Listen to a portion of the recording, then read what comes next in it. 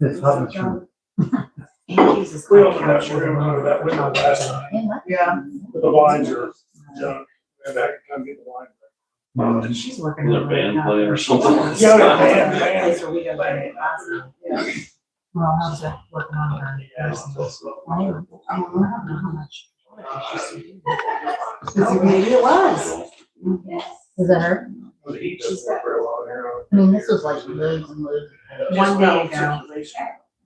I mean, it was like an album or whatever. Cause that's what popped up as. Crazy. Yeah, but, yep. Is that what it was? Yep. Well, now I'm gonna have to go. Yeah, I almost had everything over there. This was over here, so we didn't see anything. Yeah. We got one. We got bugs trying. I was trying to open his pocket. I know, like how he has no dexterity. I was like, he finally got it. Caleb didn't get it till the very end. He was the same way. Where's your message? That kind of stuff they can do.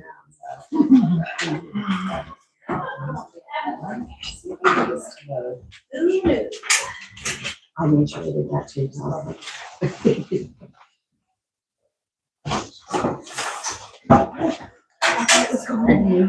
It wasn't totally like.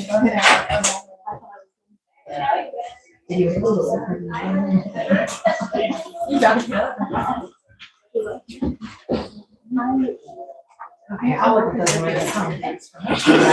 Yeah, I didn't know who it was because I really didn't know on it. If I would have seen. I only tried to say something. That's what it is. Hi, girls. Somebody over story. I just want to go through. I can see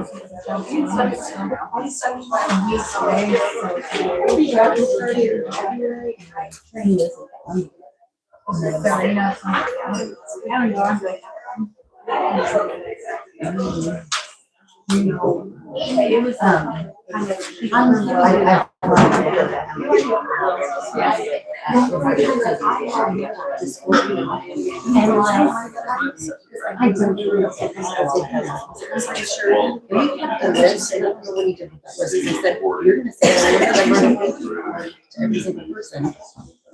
I think it might be Anita's. but I thought it was too soon. Because I sit first. And then when you know I got invited to the parties, and then that's when I so I did like this that, and then like I asked her, she's like, and I had. And even if you did, you could have called anyway. Yeah, and so I just started to legit because I know somebody would have mentioned. Yeah. But some of them because I had so I took pictures for that. First one, and I have her sometimes, so I can't.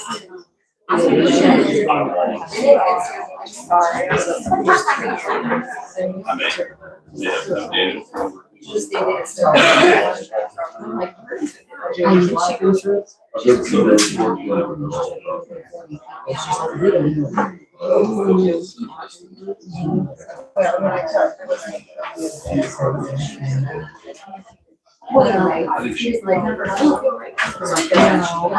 well, everything this, I got here at school, but here at school, so finally it was first year. So literally, the others I have had carried with, I just think I might say, so I have it, because I figured out how to do it to them, mailing it.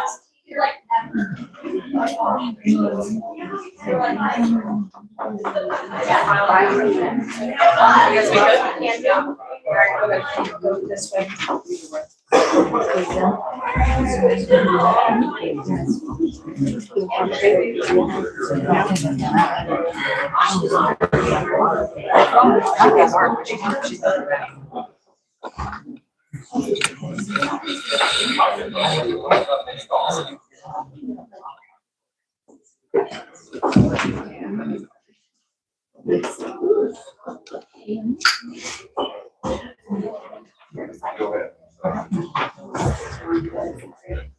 Sorry.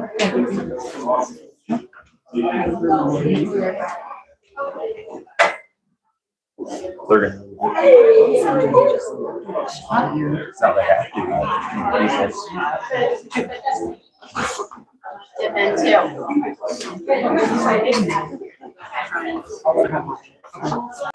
We're gonna move to the cafeteria.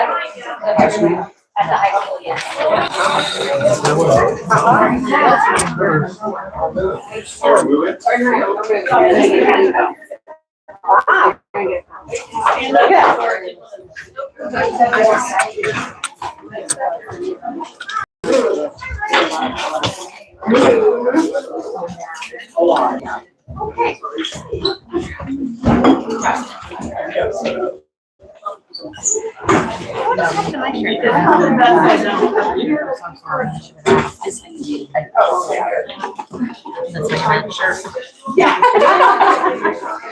Carrie says almost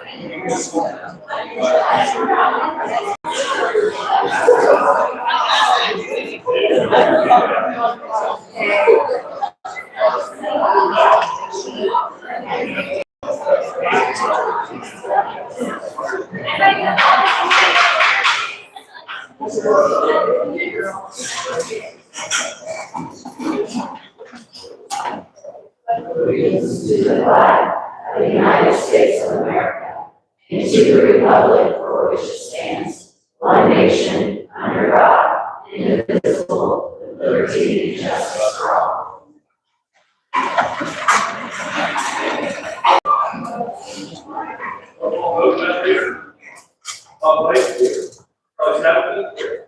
Chambers? Yes.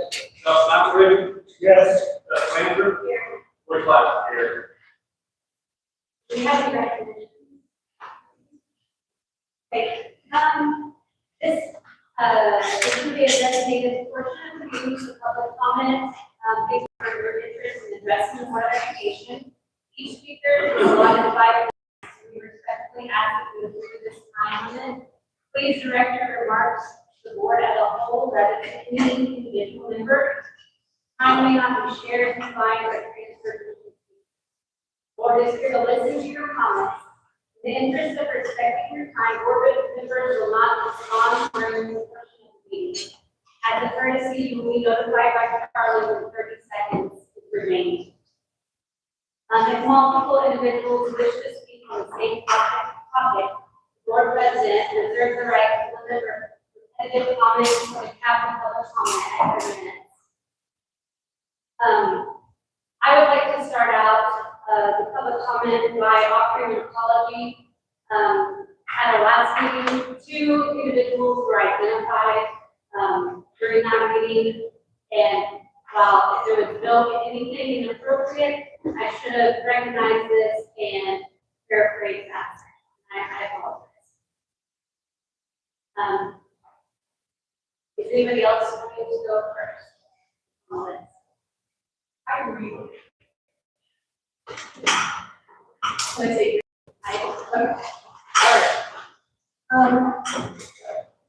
School treats the 3 R's to be good reader, respectful, and responsible, and reliable. So I think after the last board meeting, it is appropriate to ask for a second all who are present tonight with their attention.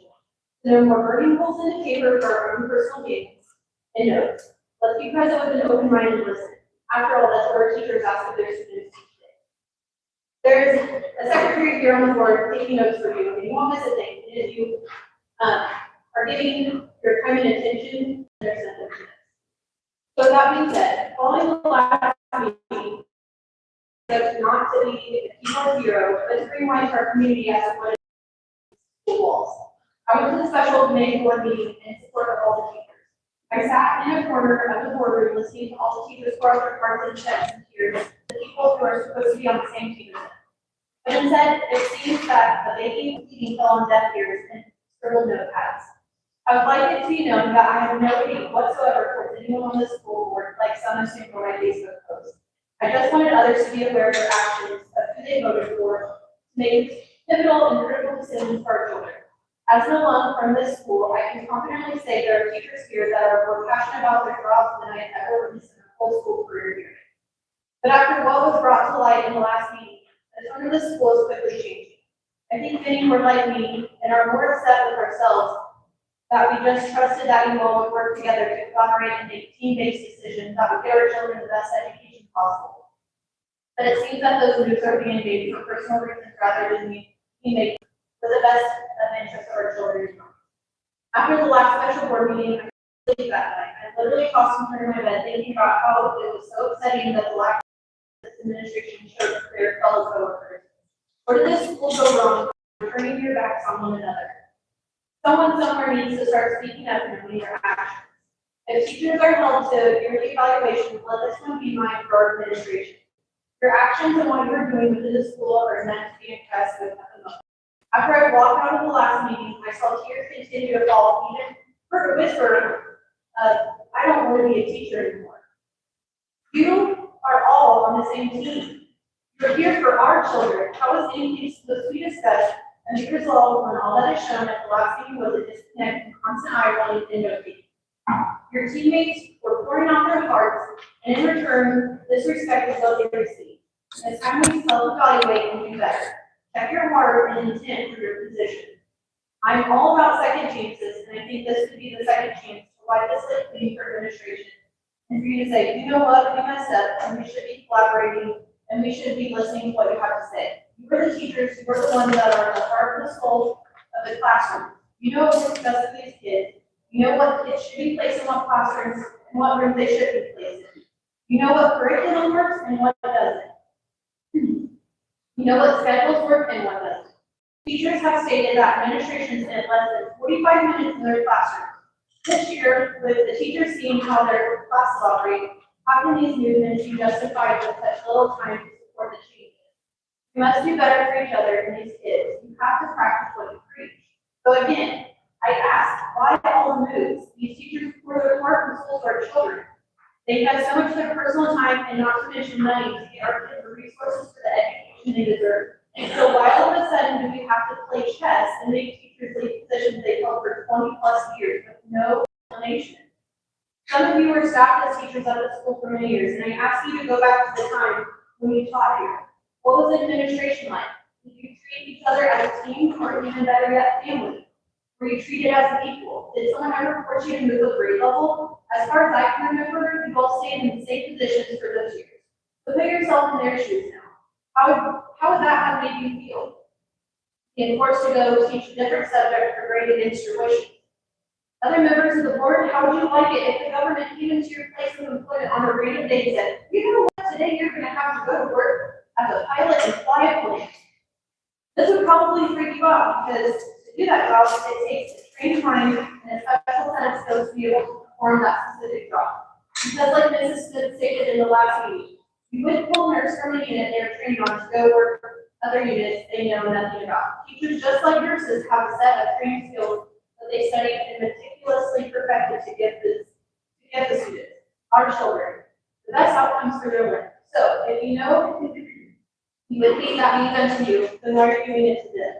When you're making these moves with no context as to why it's being done, it's so frustrating for these teachers, and not only teachers, but parents as well. When you do this, it makes for a hostile work environment. It does make the teachers not want to be teaching, and who ultimately pays the price? Our children. Wouldn't the logical thing be to ask, hey, we should be having employment openings within the school, would anyone want to move from their current grade level? And if a consensus of no's comes along, then that's when we be hiring externally. Keep teachers where they are.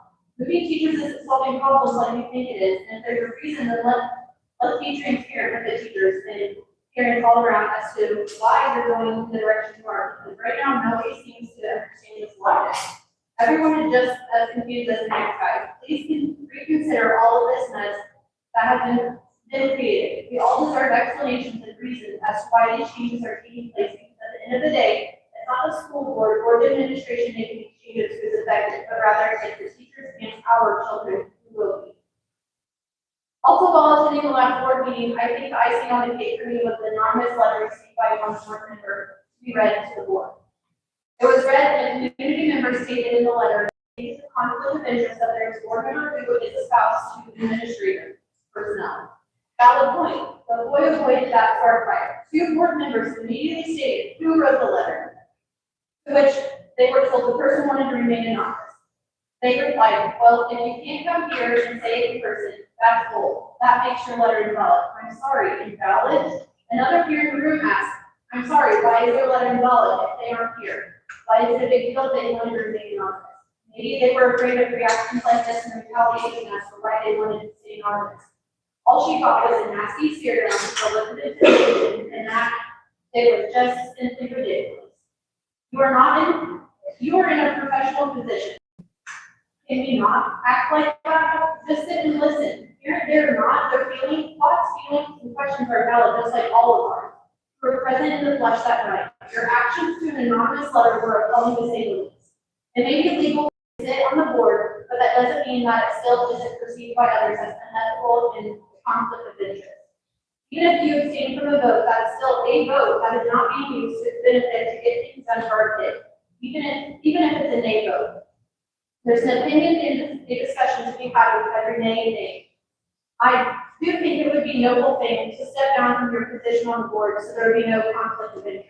Because let's face it, at the end of the day, I'm always going to choose my spouse over anything else, and we would be having discussions on topics behind our own closed doors, even if we said we would. It's inevitable. So again, I think it would be a noble thing to step down, and I say this as myself in the flesh, not anonymously, and no disrespect to the person who stated such anonymously. So if you want to call anything bull or invalid tonight, you can direct it at me. I don't mind having an open conversation. I have more I'd love to say, but I think there are many other people in this room who would like to bring their thoughts to life. So I thank you for your time, and I hope that you would consider again discussing in your executive meeting and actually discussing how to make our school a better place. Again, because there's nothing room a good person's work ethic and your attitude than for management and micromanagement.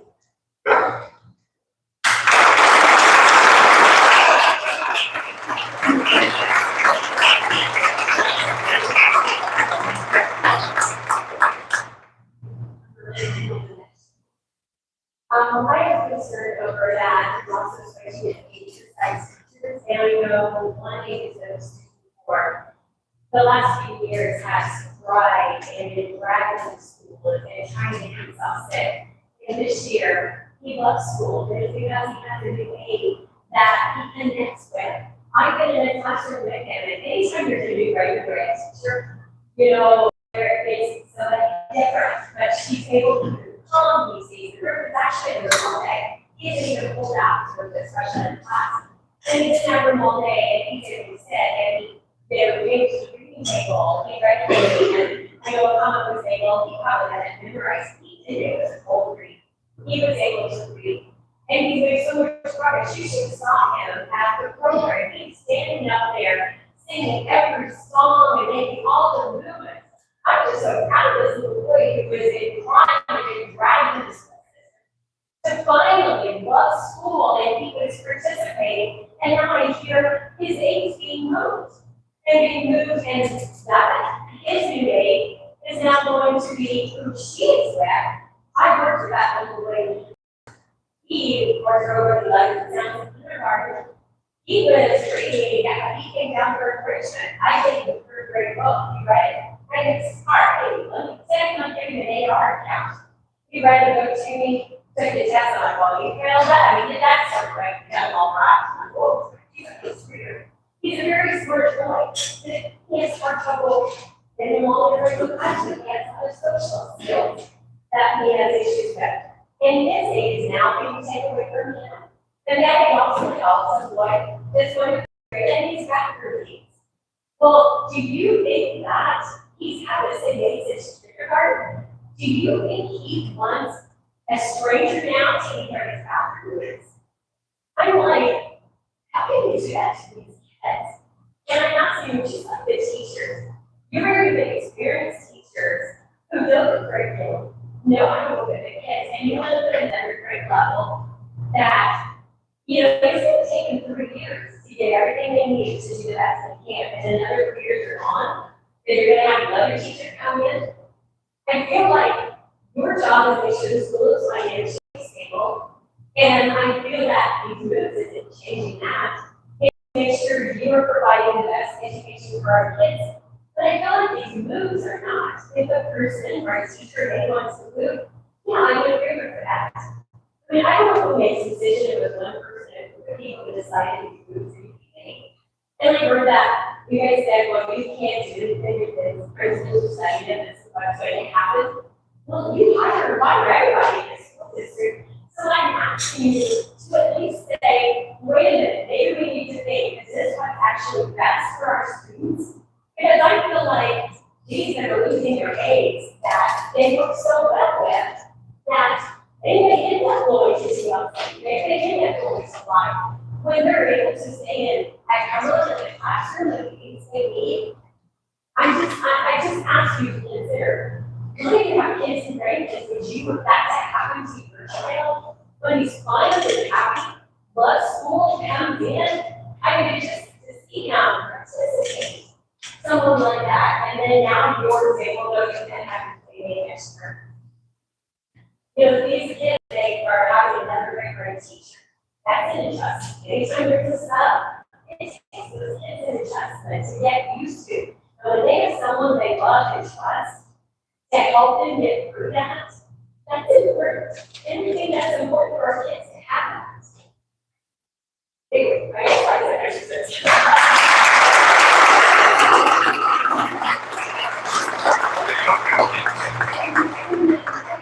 comments on the director of special ed that will breach confidentiality. Please respect the privacy and confidentiality of our special ed students. Even though you can say a name, it can be very obvious to the public who you're speaking about. Please respect the privacy and the dignity of our special ed students.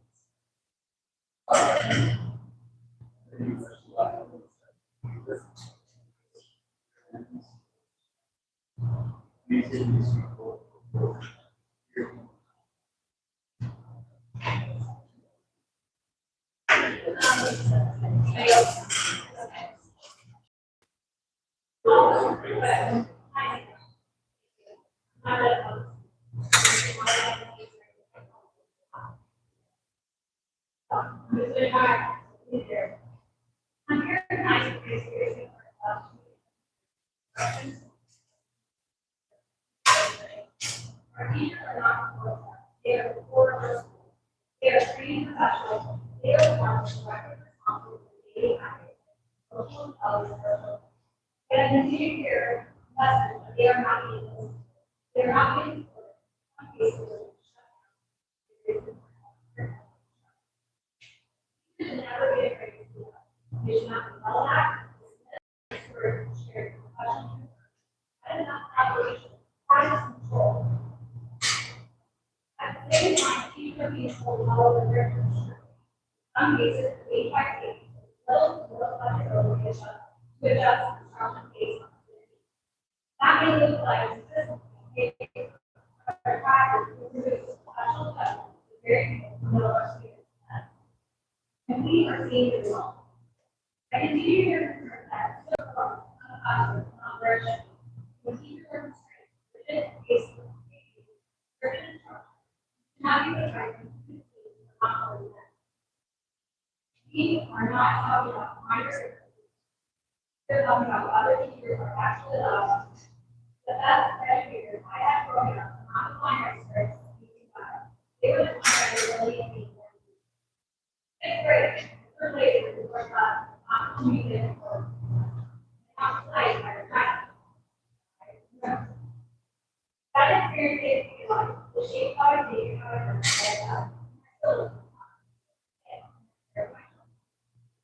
high school, we waited hard by the yard. I felt real good that I actually did so. I still maintain my own yard. That's why I learned this experience matters. When you're used to use strict words, strict classes, agent, student action that actually placement operations line. That's the law. I also want to judge. So many of you here, we're going to do the time around. It's not but that's in the past. So we're getting I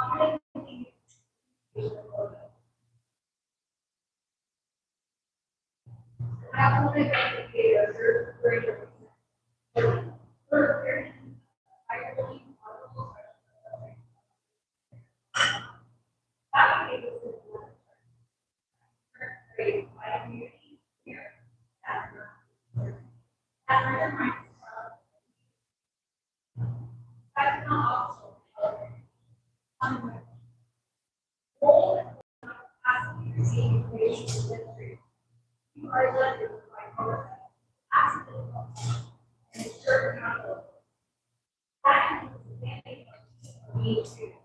Plus, further being but the difference really creating here's the community are not outsiders. They're safe. We want these schools. They're children. Okay.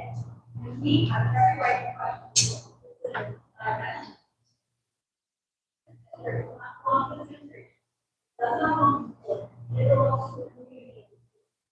You're asking for change. You're asking for change. Not managers, they're taller.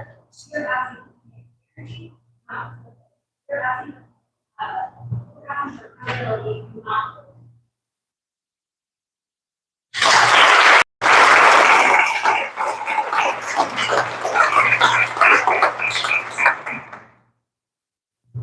I have Jean Finland, Justin Oakland, and Robin.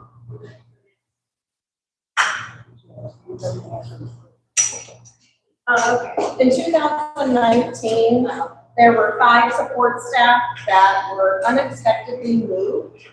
One of them was unilateral, which means it was a secretary going to a para position, and that was in violation of our contract.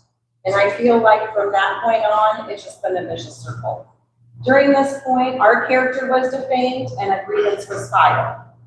During all this paperwork, thank God I belong to a union. There were multiple lies, packets of lies about this person and I in this paperwork. So you can't go back from that. I mean, once people decide you're the one, there's a target on your back. You're the problem, you're difficult. And that was not the case. So from that point on, we had last year attempted moves. Then brings us to this year where we're attempting to move again. I don't know if everybody's aware on the board, but in August and September, right off the bat, 2 of our absolute best paras walked away. One was an RTI. I won't say names, but another one was special ed. The RTI position, this person held for over 5 years. Then magically was told 2 weeks before school, you don't have the education. Well, you've been employed for 5 years, so that didn't make sense. The other person had been here for 10 years and was told they were the bottom on seniority list, which is not true. Being here 10 years, you're not at the bottom of seniority. So that move wasn't going to make sense. This person essentially was going to be shipped to the grade school to a position that ultimately she would not be able to do. My question was, have we asked somebody else lower on the scale to do this job? I asked the district many questions with no answer. I want to remind everyone also that the RTI position, there are people that have been in that room that did not have the education and went back and got so-called education. I even had a meeting and asked, are we going to provide this para with the education she needs to hold this position? No answer. Make it make sense. So now we're going to move a para that's not an RTI, but putting her in RTI that has no education. Do the math. Seasoned staff longevity. It should mean something, but we don't feel like it. Lots and lots of gaslighting, in my opinion. Ask yourself this, are we doing what's best for our kids? Absolutely not. Good employees don't leave good jobs. When employees feel appreciated and needed, they show up. Employees are miserable, so stop, take a moment, ask what can be done to provide a better environment. Take care of your employees. I'm watching some of the best talent walk away or wanting to walk away. This tells you everything about culture. My in-laws taught here for millions of years. Many people in this room, that happened. This is not a time of them anymore, and it's sad. And ultimately, like, kill me if I say this, but in the beginning, it's you, Jenny. You're loud when you need to be. You're from Chicago. You have an attitude. Well, guess what? It's all coming back. Instead of fixing the problem, we protect it. And we tell everyone else to adapt and stay professional. And if that's a burden, and it's ours to carry, unfortunately. This is not leadership, that's avoidance. Many narcissistic tendencies. I lived that with my own father. I can spot it like nobody's business. Staff members often stay quiet because of culture of fear and intimidation. Our staff deserve better. Our staff deserve transparency, respect, and treated like the professionals they are. For those that don't know, I work in special education and have for a long time. When I was hired over 15 years ago, Todd called me himself. They said, you're the best fit. You can be out here 2 days a week. I said, whose crazy idea was it to put a person part-time in preschool? Not consistent. Not my decision or decision. Couple crap, because you would want the same person in there 5 days a week. I did 2 or 3, the other lady did the opposite. Hey, Miss Kendra. Nope, Miss Jenny. Hey, Miss Kendra. Nope, Miss Jenny. All over again, every week. So essentially, you hired me to be in that position. Well, guess what? I have been through 3 teachers in that time. I was the one telling people, hey, this is what we do, this is how it goes. Cycle after cycle after cycle. Evaluations, decent evaluations. I did not take criticism well. Okay, there was one, you missed a lot. Nope, wasn't me that missed a lot. I'm always the first one here, last one to leave. Run again. So in a nutshell, I'm glad I'm in my union. I have union support here today. If I could show you the paperwork of all the bull crap stuff that is said about me, and it's unfortunate that I have to now watch the teaching staff go through that. That is absolutely ridiculous. It burns me. You can't come back from that. And in my opinion, you guys can never make that right. I mean, people, you go out in the community and you hear people whisper, you walk in the hallway, you know, I want this, whatever. And that's not the case. That will never come off of us. So essentially, I want you to do what's best for the district, do what's best for the kids. I'm in a position where I have taught the child that I work with to read alongside with Easter. And this child could not read. And that's been in less than 2 years. And he's almost at a 3rd grade level. I don't need to say any more than that. This is like then, kindergarten, you're telling them to go to training. I don't know, I think you guys do letters. We were trained in reading horizons. So we're all being trained in this. You're asking us to do the training. A lot of us doing it on our own time. I did it in the summer, and that was something Stacy piloted, and it worked. I, on my own time, get on TikTok, and I watch video after video. Hey, this is the floss room. Let's do this. Nope, that's not what we say for that. We do this. Nope, that's magic B. We got to do this. Nobody's ever asked me, hey, you want to go to this training? But we'll send teachers that don't always want, I guess that's probably better to put that stuff back. Let's ask the parents to go to these trainings that are working with those kids individually so they can master their craft. So you're telling them to get the education for this stuff, but then we're gonna move them. So new staff that's coming in, are they gonna be trained on letters or Gordon Gillingham or whatever? No, they're not going to be. So you're starting all over again. I just want you to know that communication is vital. Give us the respect that we deserve. And what would you do if this was your daughter or granddaughter? Or if it was you when you were here teaching 30 years ago? And that's all I say.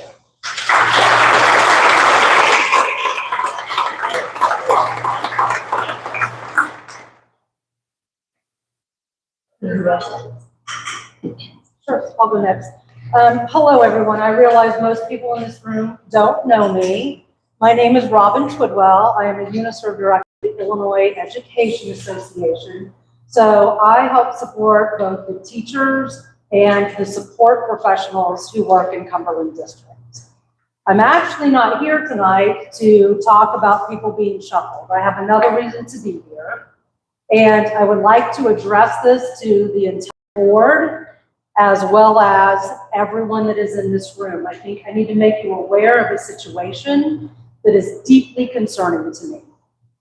So last August, I sat in the boardroom with 3 board members and the ESP bargaining teams, our education support professionals, to negotiate a contract. We sat at the table, we talked about money, because of course, as we all know, that's the bottom line, right, that it comes down to.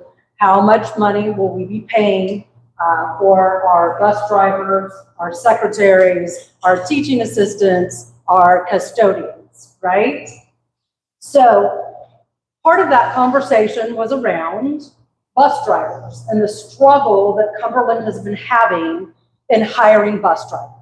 And we talked about what some of the local area school districts are paying their bus drivers, and $30 an hour was about an average. So we had the conversation with the board team, and they agreed that they needed to bump up that hourly wage in order to recruit bus drivers. And we said, great. However, we've got a bit of a problem in here, because we have 2 bus drivers who have currently put in for retirement, so they would not be eligible for that increase in pay. Said, would you be willing to look at the difference in that pay and maybe pay them post-retirement? Because for those of you that don't know, the state of Illinois penalizes a school district if they pay anyone in IMRF or TRF, the teacher's retirement system, more than 6% in 1 year. So 6% is the most of an increase most school districts will get.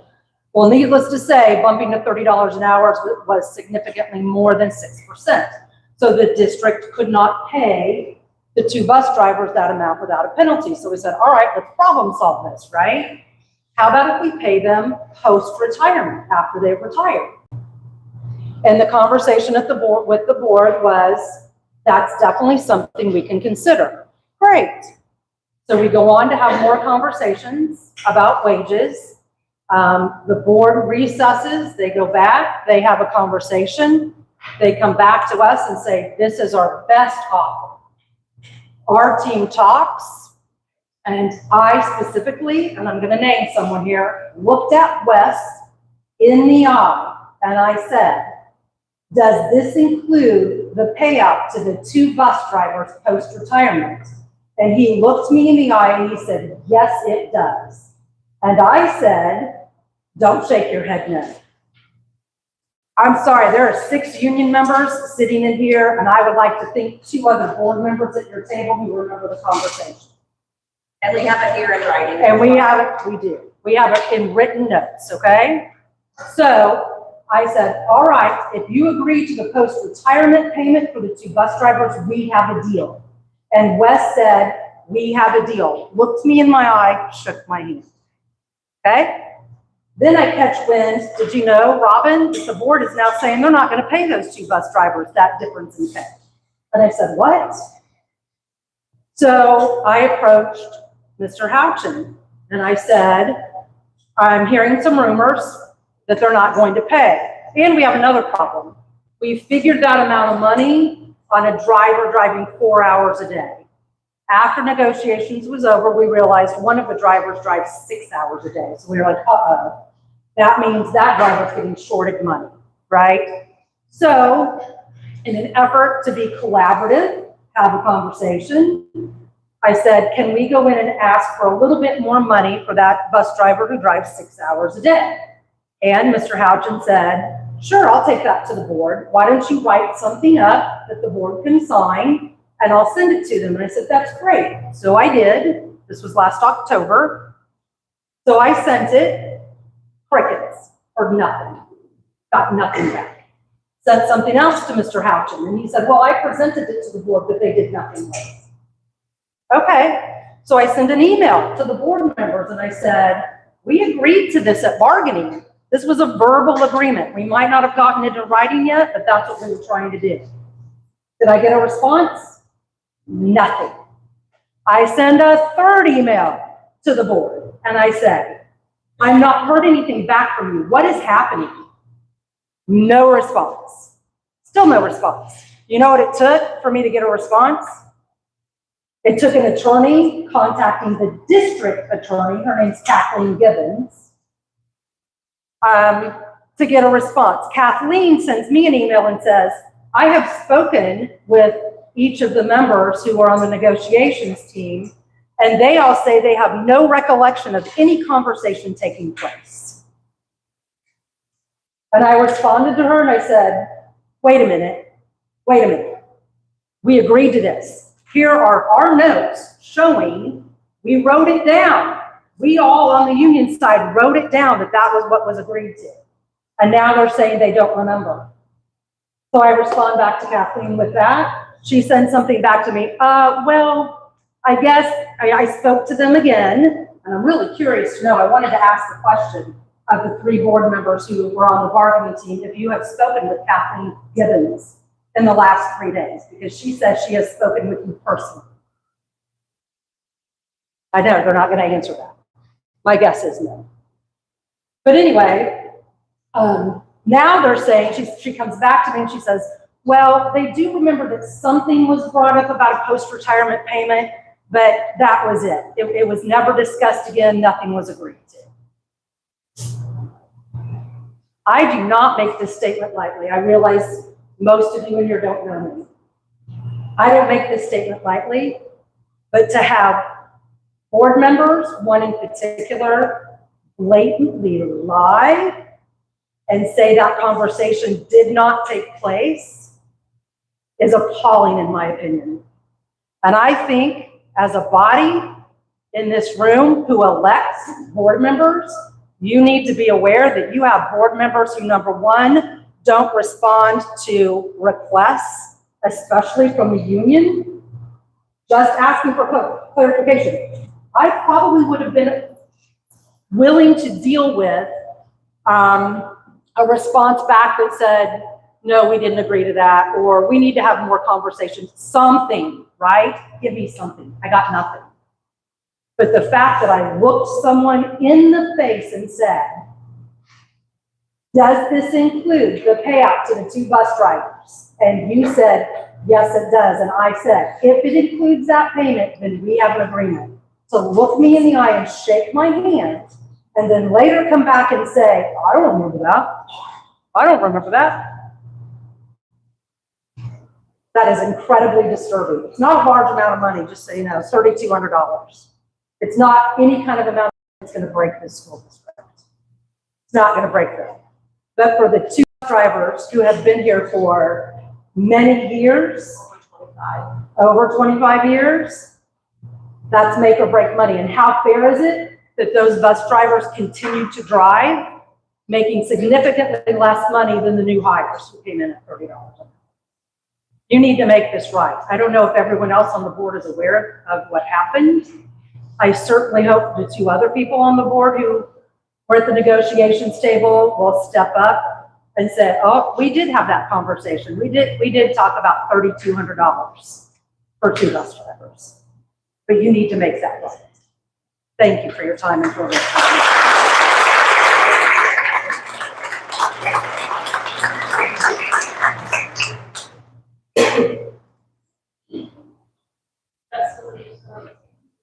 Does anybody else want to speak before I speak? I would encourage a lot more people to speak. Somebody else wants to speak. I don't have anything prepared. Like she did a fantastic job. She got a wonderful prepared speech. It was great, had a wonderful prepared speech. And she did something that I was going to do. She reminded you all that you are public servants. There's a lot of things that I want to say on it all the time. First thing that I'd like to address is what you did to open the meeting. You said that you don't want repetitiveness in public speaking. I think that that's a big no-no to do that because you are essentially challenge people. I don't care if everybody in here wants to get up and say the exact same thing, they need to get up and say the exact same thing. Because that shows you that many people have the same thing in mind that they want to share with you and they want to share with everybody else. If you just get one person up here saying it and that person thinks they're speaking for everybody else, or you think that that's the only person that has that point in mind, that gives a little bit of a false notion to everybody. So to say that is making an attempt at silencing people is wrong. And I know that there is a rule of 5 minutes of speaking, but when you have a very noticeable problem, you all can sit there till midnight and listen to these people. Okay?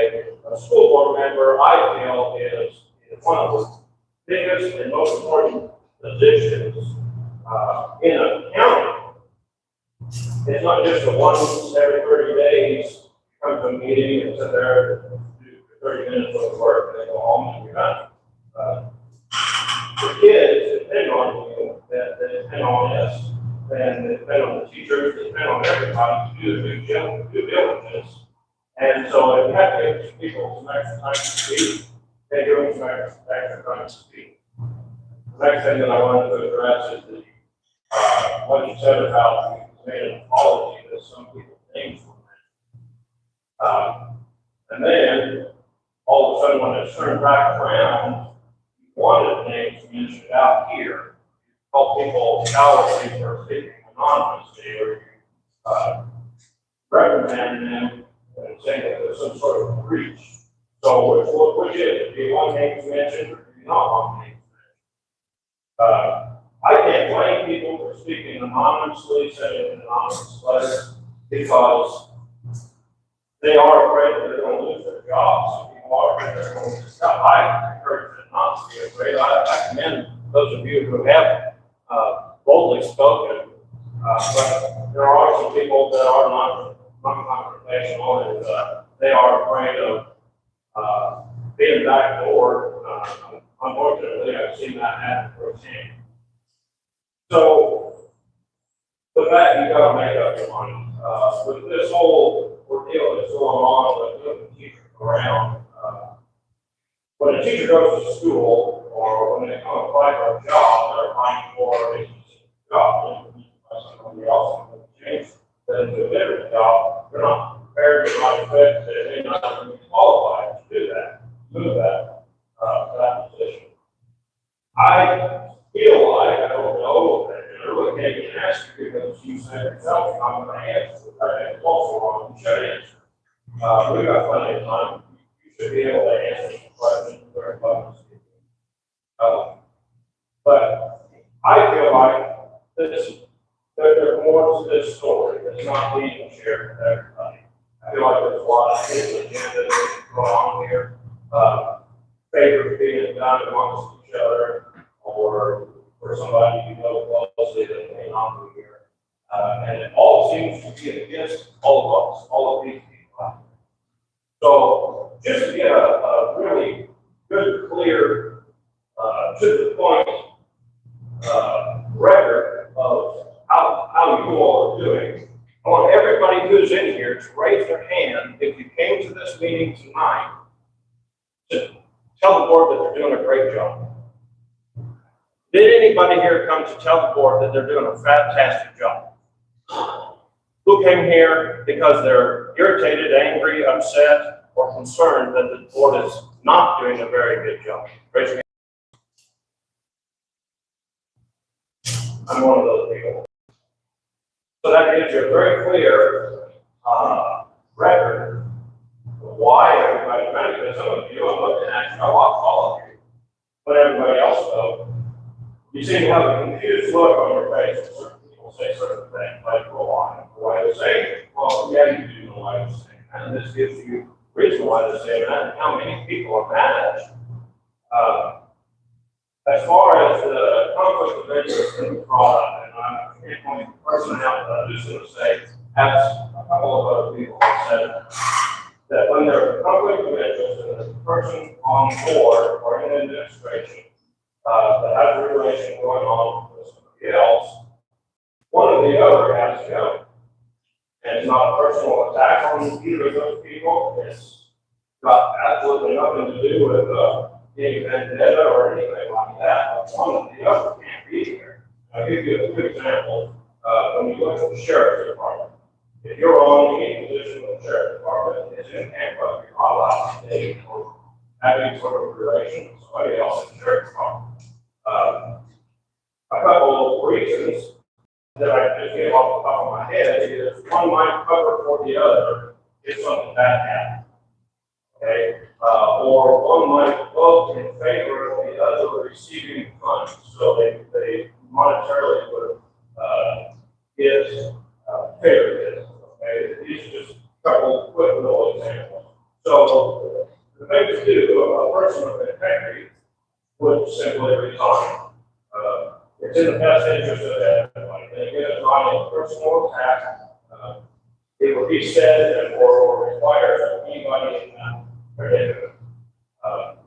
And the position can be filled by somebody who doesn't have that scenario going on. One of the things that I wanted to say, and I wanted to forget a lot, I wanted to say that if you look at any sort of institution, any sort of school, all across the world, whether it be private, public, it could be a tech school, it could be a beauty school, it could be a corporate institution where they're just doing training, any sort of school, they can function without a board. They cannot function without teachers. Okay? So you need to be reminded of that and stop the feeling of superiority. Okay? You're supposed to be here. Your job being here is to work with these people. And if you have a problematic one, which sometimes does happen, then you deal with that problematic one and you don't disrupt. You don't disrupt the rest of the teachers, you don't disrupt the children.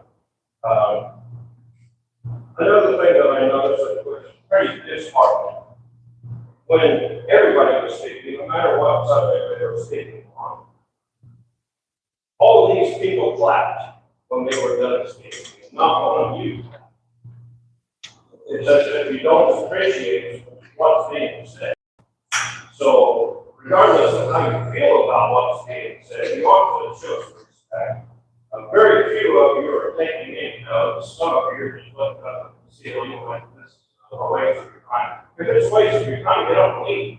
Or leave your position on the board and come out here. And you're free to speak. In fact, I encourage many of you to speak in the comment section as an individual, not as a board member. One thing that I'm going to turn around and say something that maybe people wouldn't have expected me to say. And not all of these board members were present or sitting board members when I did this, but a few of you were. I personally attended many of these meetings where I was either the only one from the community or maybe there was one of them.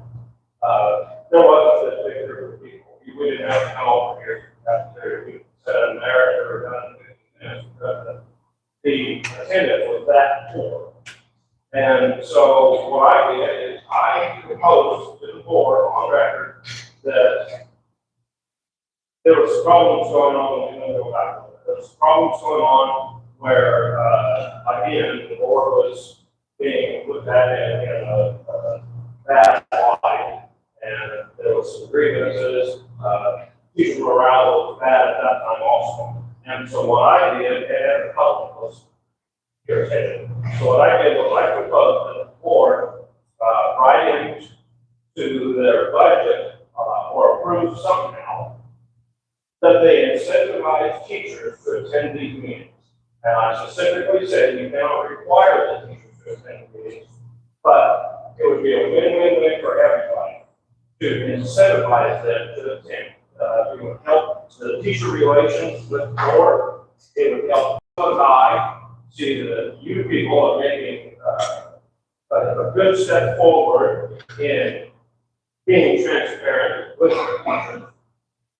And nothing ever happened. I mean, did any of you teachers ever hear that that was proposed? I proposed $25 a meeting for any teacher who wanted to attend. You could attend one meeting a year, you could attend 4 meetings a year, you could attend all of them. Did any teacher in here ever hear that that was proposed?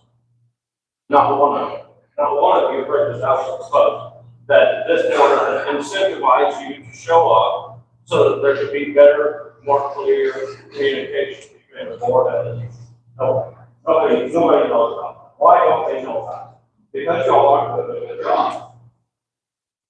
You have to ask yourself, every time you come here, or when you're in a position, why am I doing this? Why am I on this board? Am I doing a good job?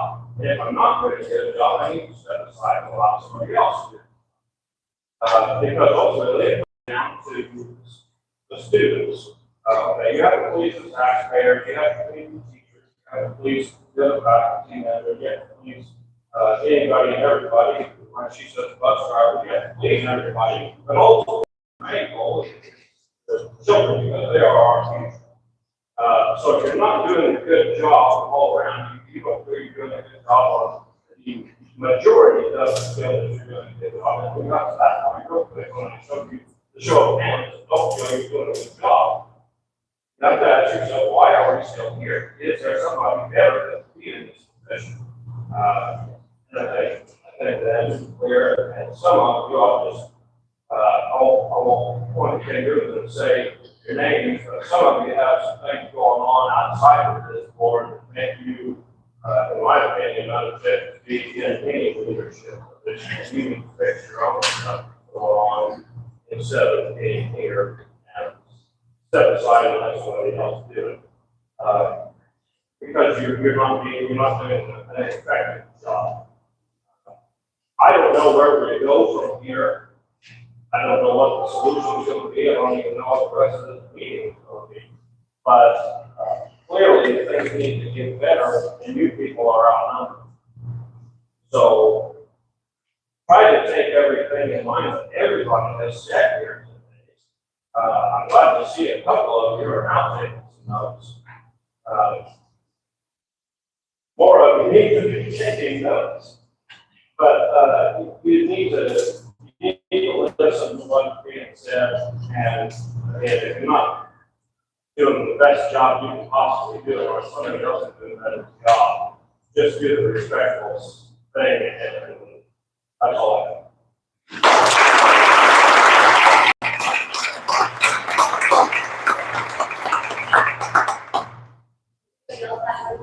I would say one thing only about 2 minutes. I don't come out of the last one. And of course, I'm seeing the word for, all the kids. I'm one of them that are getting moved from second to the kindergarten. I taught kindergarten before, like I told you at the last board meeting, has nothing to do with moving the grade levels for me, with how I was treated as a person. Because one of the reasons that was the most substantial reason is that I had to split up in severe. When I asked why, the reason for that was because somebody somewhere has some type of notebook or something on me that has information in it that I'm a bad person or bad behavior. That I'm done bad things to my team members.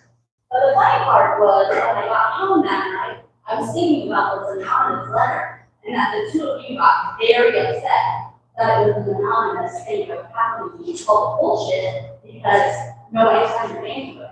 But when I asked Dee that same thing, I said, Dee, who has these complaints against you?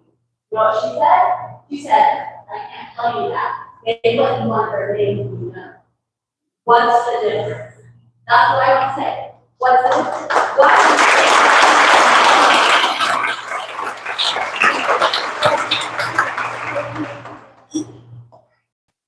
I think that word anonymous was both ways in this situation.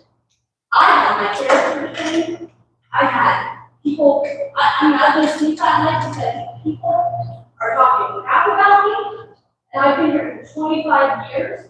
And there's a whole bunch of you out here that I know that I've had their kids and they have reached out to me and they just said, here, you have made a difference in my kid's life. Way back from 25 years ago when I taught that for 5-year-olds. But you're upset about it being anonymous, and you're not okay with telling me who it is. That's anonymous. Which way? Which anonymous is okay? It's double-sided and bull crap. I'll call it bullshit.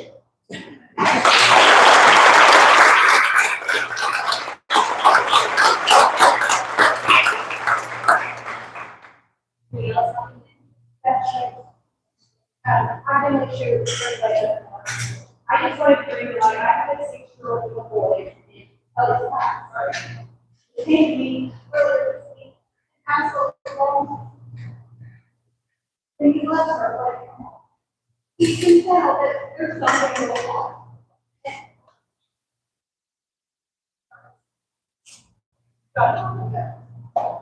So there, and I just talked to my 6-year-old boy about this problem. Shouldn't have happened. I respect the administration's decision because they are the administration. But I can't get out of my head that obviously there's something going on in the school that my 6-year-old boy is concerned with why his teacher doesn't seem as happy anymore. And I just wanted to bring that to light. Well, thank you.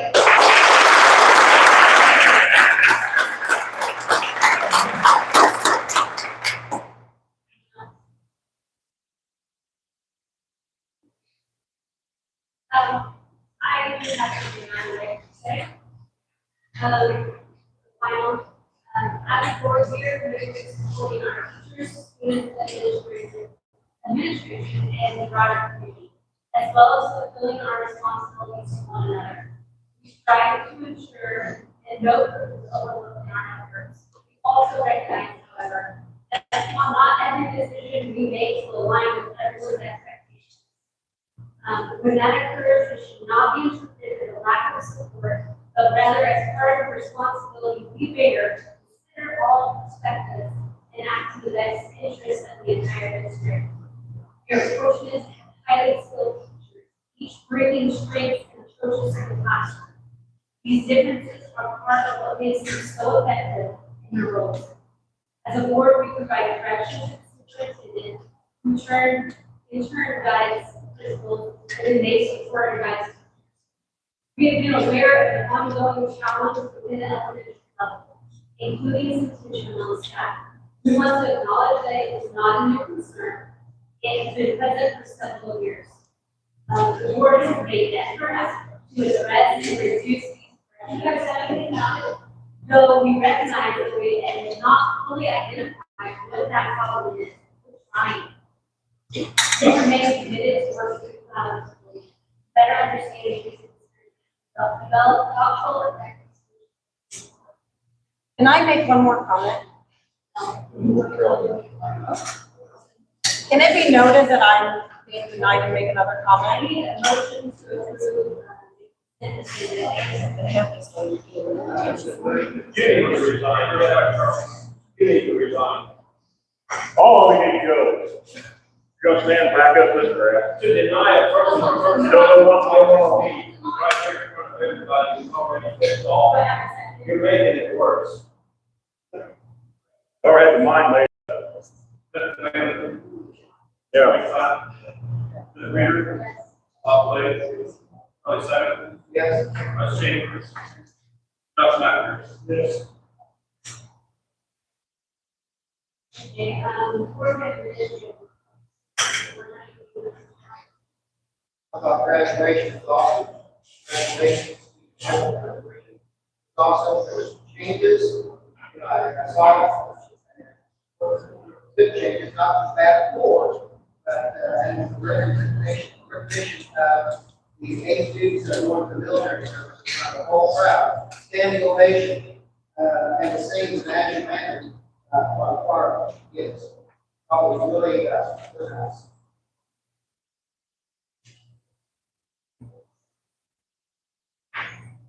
On my, order for the first act,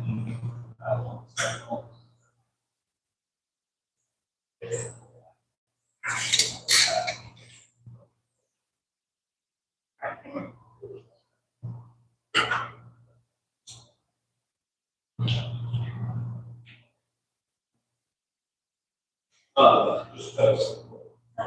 Yeah. Okay, so, just a bit of information, for a paper, we had our award ceremony today at the business of graders. We had a great, we did really well, and honestly, our recognition line for the 8th graders on Tuesday night. Afterwards, that's not a very long. There's more to it, but right now, we're very good thing. Classics will finish their season. Amazing. Did the section. Lost to we took into 8 of our athletes made the state review, multiple records broken on that whole broken down in the paper, was only a week from the first state. We got our bowling, workers, rewards, the ones on lawn, work on that. They can do our secretary, last week.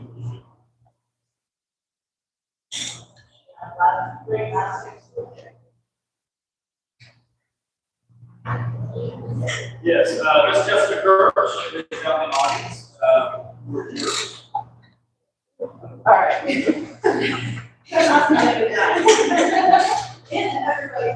First off, I am Jessica Kirsch, I'm from Airback. I say airman, air member, because anybody travels in the United States, we are residents. First off, everybody here has a 1-year experience in that age. And I like to take homes after that, so I can do all the time, because there is a lot in here for the children. What I'm here for is have somebody that works. I'm aware that the benefits of the rules and stuff are also possible. Bring that back. But as I have been in the healthcare world the last 5 years, I'm very aware our families are eating airbags out. We have no problem coming out of the time. Everything. Children are being sensitive. No specialists are near us. We are in area. But I'm just asking this as a group that for next year, and if you consider all of us together, we can give this kind of grades. So that the first they like to apply for membership at a rate of $25 to $30 cheaper per year, and they can add it as benefit. I know this is something that added. Here's what I would say. Household. I don't care if mother-in-law, father-in-law lives with them. I don't care if it's sister. I don't care if they have your son that's or anybody something. Or not married or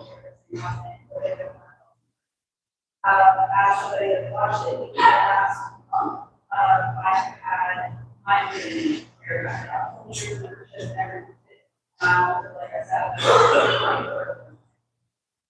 I have that we're seeing it more and more. Our 4-year-old girl here back out. I mean, more often. Or the number of staff we have. But the investment of the real session, so possible.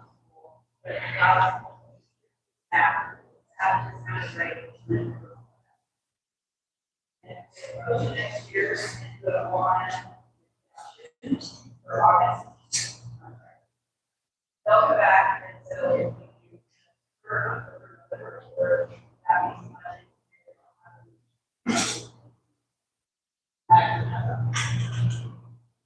so, I think this, so that it's easier to set up different ways that you guys can see it. And I think all of these advice because it covers. And the reason I asked somebody retires or they leave the district and they go from that. So they may work at our pressure. There's another that, I've actually. It's just a great opportunity to have to realize.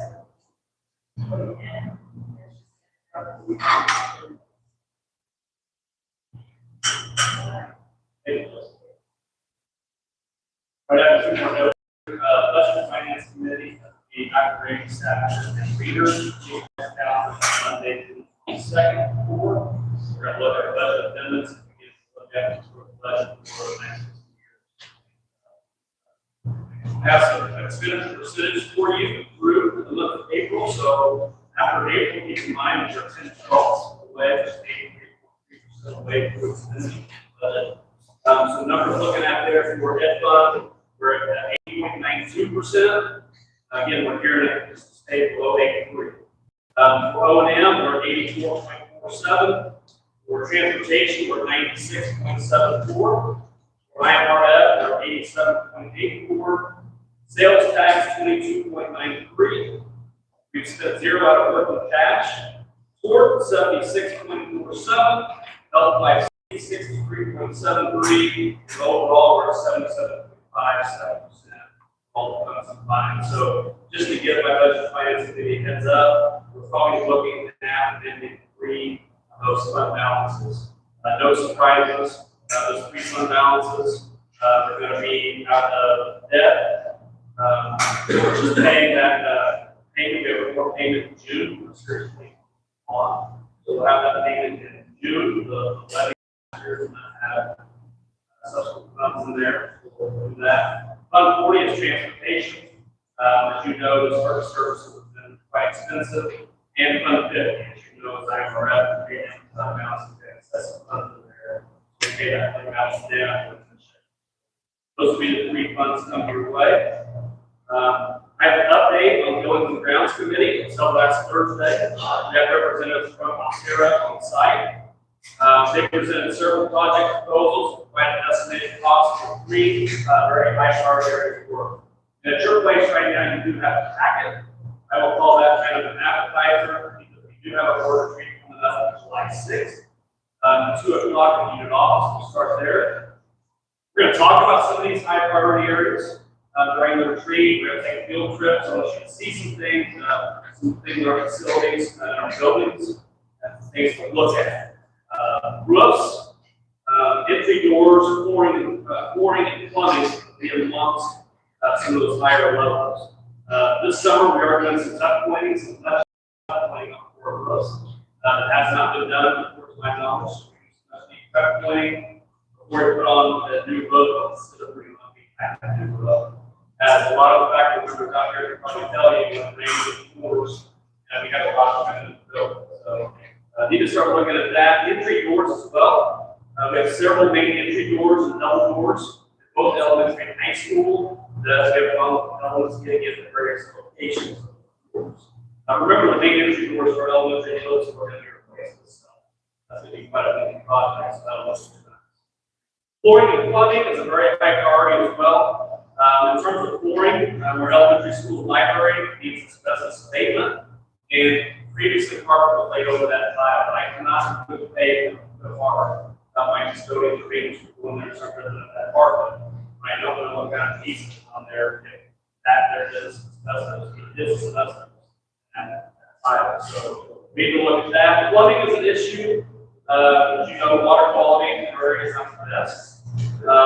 So we've got a lot of galvanized piping, basically gallons of straight flow of fresh water. If there are any drains from the wall, don't worry about that. Other priority areas would be the high school kitchen and a lot of classrooms around elementary schools. We're going to continue to discuss these priorities and work and costs leading up to that retreat on July the 6th. I do have committee members here, briefly, that anybody would like to add. Just got a decision that we're observing. All around, to the half.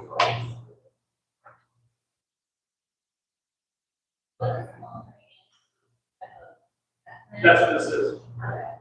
Yeah. And it was a no cost.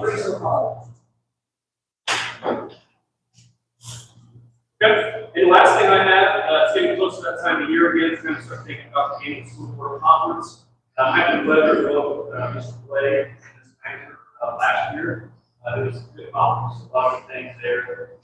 So if you want to go, November 20th to 22nd, Chicago. Registration open June 1st. So as you know, if you want to get with me individually, let me know if you're going to attend with your spouse or the person to attend. I can start making those reservations. Let me know, but good things for AI, education, equity, finance, advocacy, a lot of things for the person. So that time I think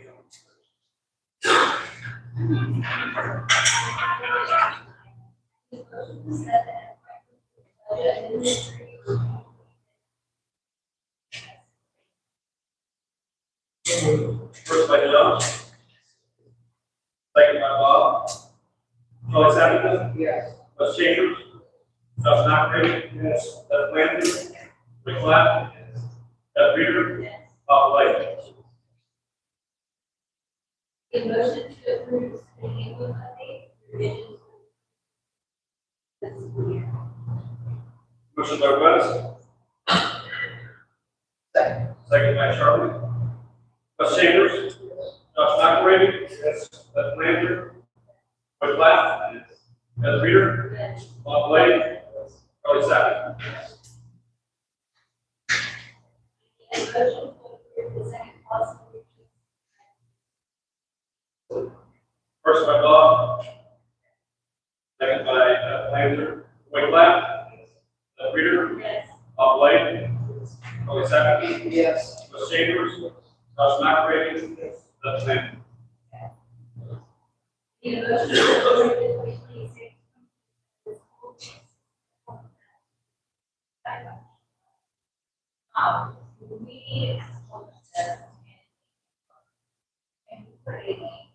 We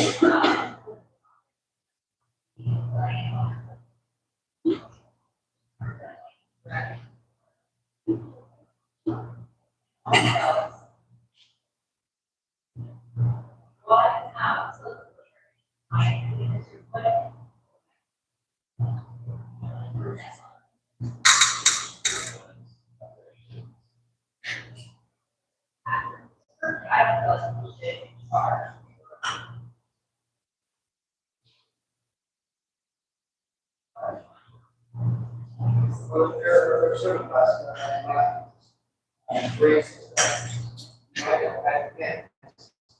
You know, there's a lot of conception errors.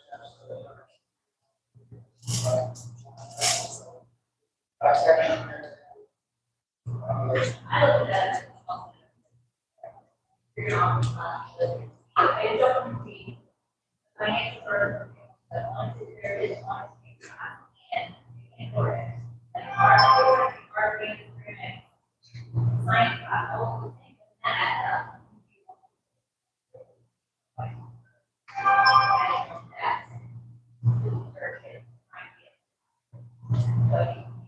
Certainly.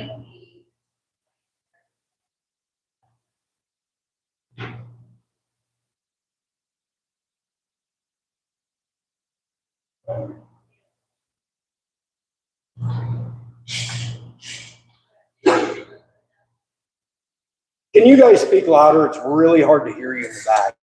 We'll do our best. Thank you. I think it's true. Okay, so, I'm sorry, We're on meeting schedule. I know that, Rick. Really? Okay. First by Charlie. Second by Josh. Beth Landry.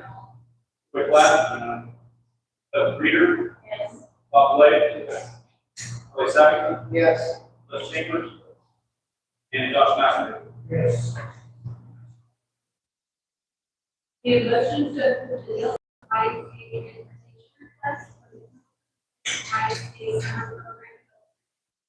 Nielsen Program waivers and full costs and driver salaries. First by Wes. Second by Wood. Beth Reader. Yes. Bob Blake. Yes. Clay Sappington. Yes. Les Chambers. Josh Master. Yes. Beth Landry. Rick Ladd. The motion to move into executive session. The employment, appointment, resignation, performance, personnel, and engagement of the business community.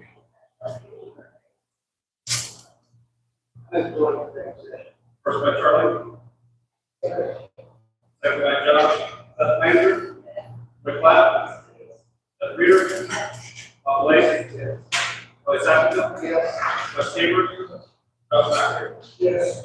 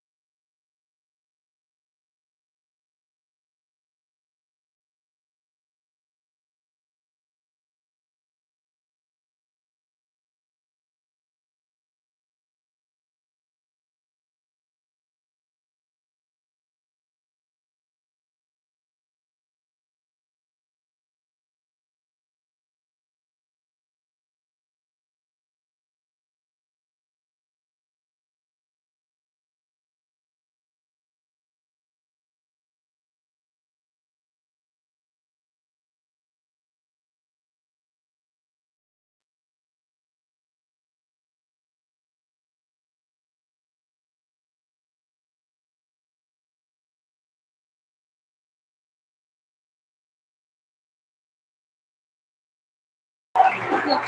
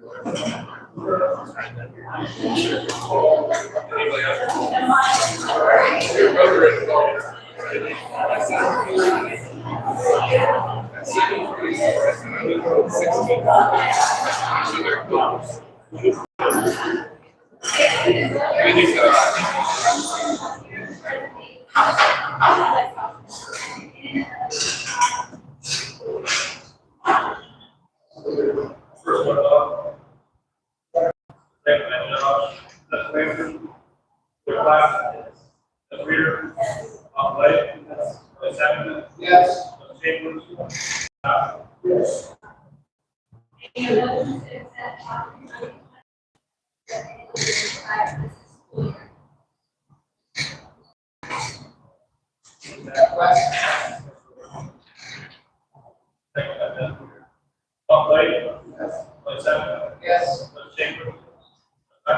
Yes.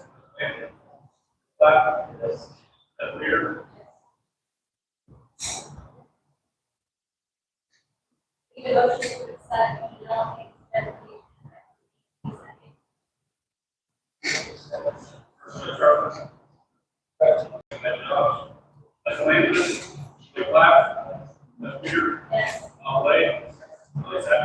Yes.